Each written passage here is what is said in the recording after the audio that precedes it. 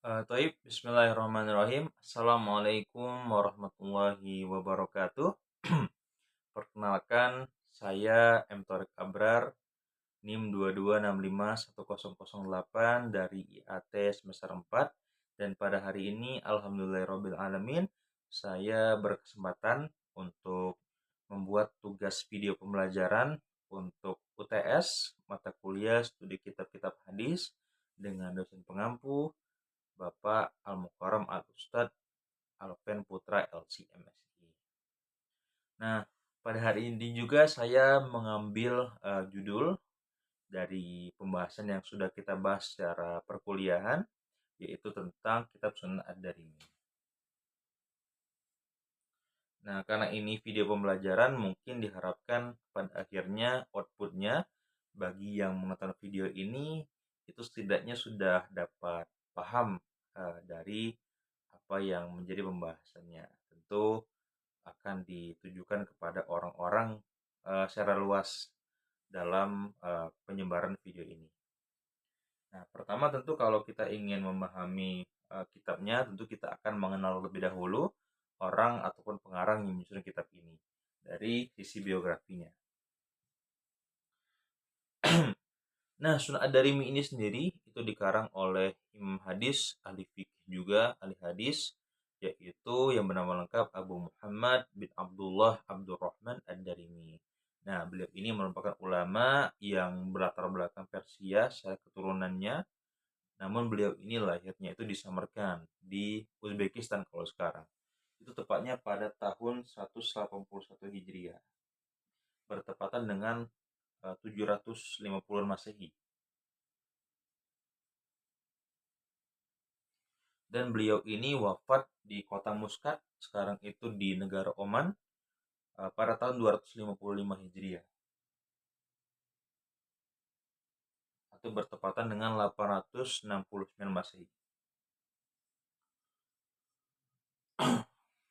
Beliau ketika wafat umurnya itu di angka 74 tahun, bertepatan dengan hari Arafah dan hari Jumat. Jadi beliau ini insya Allah ya husnul khotimah ketika wafatnya itu di hari Arafah, dan merupakan hari yang penting juga di dalam umat muslim ini. Nah, itu dari segi kelahirannya dan wafatnya beliau serta latar belakang secara keturunannya. Nah, kemudian kita akan membahas dari latar belakang pendidikannya. Jadi secara tempatnya, perlawatan intelektualnya, Imam Ad-Darimi ini mulai belajar dari kota kelahirannya sendiri, yaitu di Samarkand.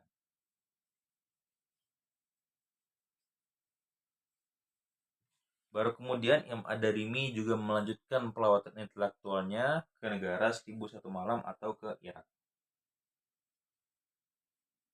Kemudian Imam Ad-Darimi juga pergi ke negeri Syams, atau sekarang itu banyak negara ya yang setelah menjadi pecahan dari negeri Syams yang besar ini. Syams. Kemudian juga beliau sempat menempuh pendidikan dan belajar di dua kota penting umat muslim, yaitu Haramain atau Mekah dan Madinah.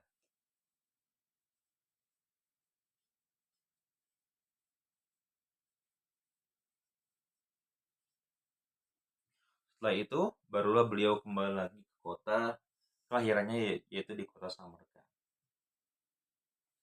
Nah, di sini dari sejak kecil Imam Ad-Darimi ini sudah terkenal dengan keuletan dan kecerdasannya yang serius dalam belajar.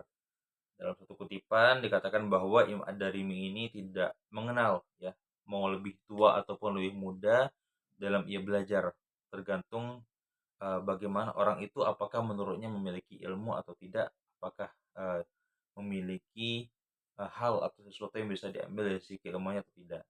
Tidak peduli lebih muda ataupun lebih tua orang tersebut. Nah, Imam Ad-Darimi ini ya setelah belajar di kota kelahiran sendiri, kota Samarkand, belajar tentang ilmu hadis, ilmu fikih, dan terutama yang spesifik itu ilmu musonif, yang ilmu itu yang membahas terkait penyusunan kitab Al-Quran berdasarkan kitab hadis, berdasarkan bab fikih di dalamnya. Nah, ini juga yang akhirnya diasah oleh beliau. Beliau akhirnya pergi ke Irak. Di Irak beliau belajar di kota-kota seperti kota Baghdad, kota Kufah, dan juga kota Basrah. Lantas setelah di Irak, ke Syams, di kota-kota seperti kota Damaskus, kota Hims pada masanya, kemudian barulah berlanjut ke Makkah dan Madinah.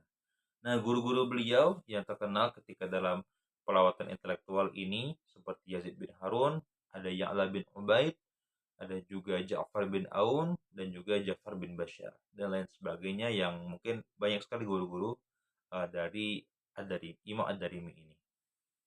Nah, beliau juga memiliki murid ya, dan murid-murid beliau ini juga sebenarnya terkenal ya, seperti halnya Imam Bukhari atau Imam Muslim, bahkan Abu Daud yang juga sempat pernah datang kepada majelis yang dimana beliau yang mengisi majelis ilmu tersebut. Itu mengenai latar belakang beliau. Secara sistematika kitab, karena ini merupakan kitab sunan,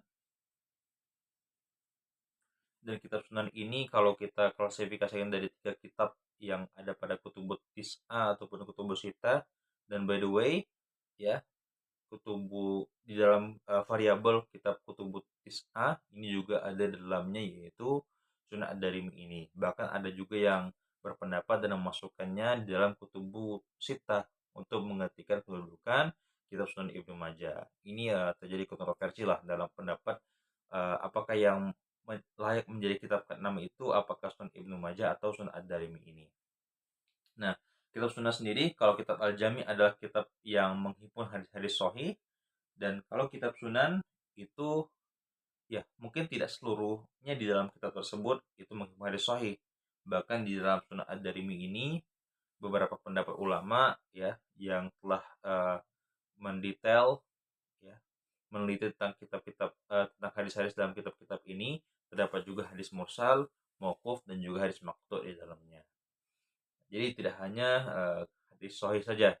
Dan kalau kita masukkan ke dalam kitab Sunan ini, inilah yang menjadi akhirnya latar belakangnya juga ini. Di dalam pada akhirnya ketika ilmu musonif telah dirampungan oleh Imam Ad-Darimi ini ketika belajar di Samarkand, Irak, Syams, dan Mekah atau Madinah, ilmu musonifnya sudah dikuasai olehnya, ilmu fikihnya masuk, ilmu hadisnya sudah. Pada akhirnya Imam Ad-Darimi ini dia ingin menggarang sebuah kitab yang lebih kemungkinan lebih mudah dan lebih lengkap lagi dalam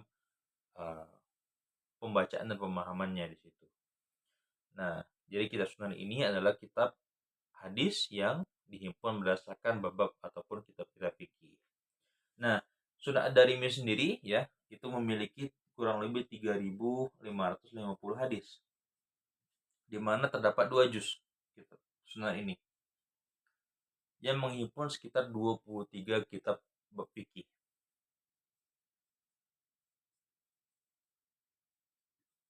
Nah, di Muqaddimah kitab ini yang dibahas adalah pertama dari sisi kemukjizatan Rasulullah, dan juga bagaimana Al-Quran turun.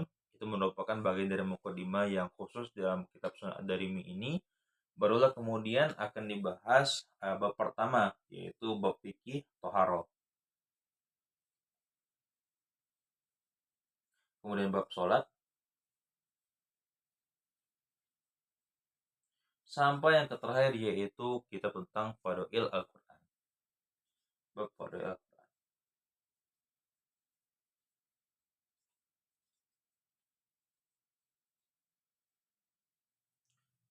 Nah, kurang lebih seperti itulah yang terdapat di dalam sistematika penyusunan kitab Sunan Ad-Darimi ini. Nah, Sunan Ad-Darimi ini sebetulnya juga memiliki karya-karya lain, seperti halnya ada juga kitab Al-Jami yang dibuatnya, kitab At-Tafsir, dan juga ada kitab, bahkan kitab Al-Musnad yang dikarang oleh Ad-Darimi ini.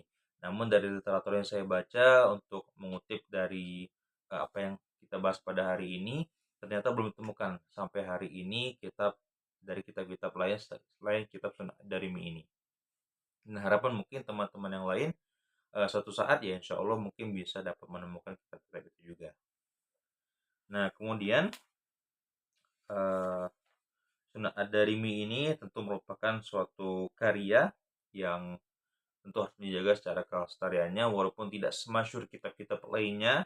Tentu kami berharap ya agar kitab Ad-Darimi ini juga dijadikan sebagai rujukan bagaimana hal-hal yang berkaitan dengan fikih, hal-hal yang berkaitan dengan hadis-hadis yang pokok, yang furu di dalam dalam Islam ini harus diselesaikan dan dijaga serta dikaji. Bahkan bukan hanya dikaji, diamalkan ke dalam kesadaran kita sebagai umat muslim pada dasarnya.